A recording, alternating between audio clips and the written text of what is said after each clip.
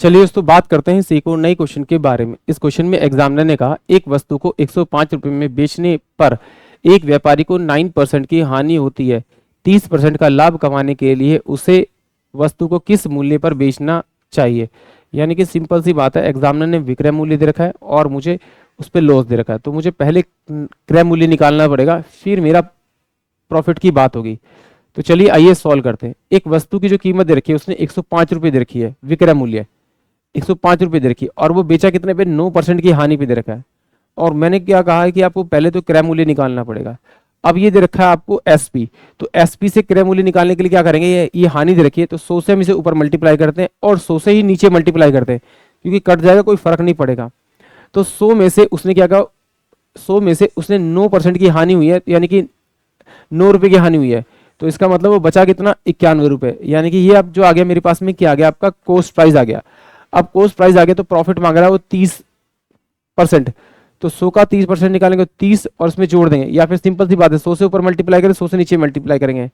जब क्रय मूल्य की बात होती है तो ऊपर प्लस माइनस करते हैं, तो ऊपर कितना हो जाएगा आपका 130 बटे में आपका 100 हो जाएगा। इस 100 से मैं 100 काटूंगा तो 13 10 और 13 सत्ते 91, 7 एकम 7 7 पंचे 35, यानी कि 150। यानी कि अगर वो उसे 150 रुपये में बेचता है तो उसको जो लाभ होगा वो 30% का होगा, यानी कि ऑप्शन सी इस क्वेश्चन के लिए करेक्ट हुआ। एक बार फिर देखते हैं इसको। मान लेते हैं कि जो कीमत थी उसकी वो 100 रुपये थी, वो बेच कितना रहा है ऐसे 9% के लॉस पे, तो इसका 9% निकालेंगे तो कितना आएगा 9 रुपये।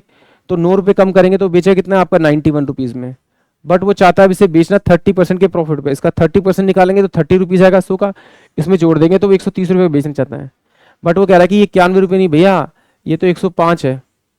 तो 105 है तो मैंने क्या किया, इसको छोटा कर लिया। तो इसे मैं 7 13 सत्ते 91 और 7 एकम 7 7 पंचे 35, यानी कि 15 बटे अगर 13 से इसे मैं मल्टीप्लाई करूंगा तो मेरे पास में यही वैल्यू हो जाएगी। जिससे से मल्टीप्लाई किया उसी से आप डायरेक्ट इसे मल्टीप्लाई कर दीजिए।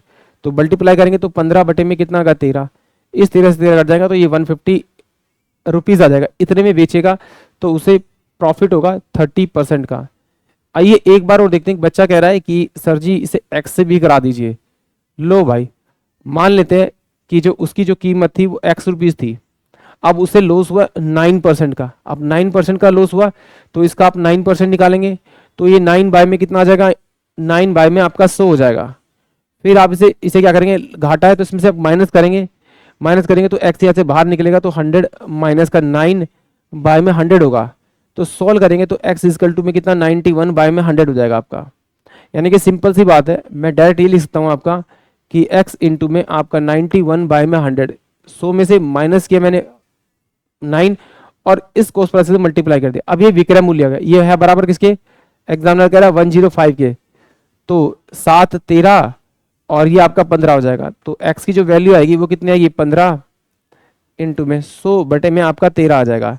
ये मेरे पास क्या आ गया, आपका क्रय मूल्य आ गया। अब वो इसको बेच रहा है कितने, 30% के प्रॉफिट पे।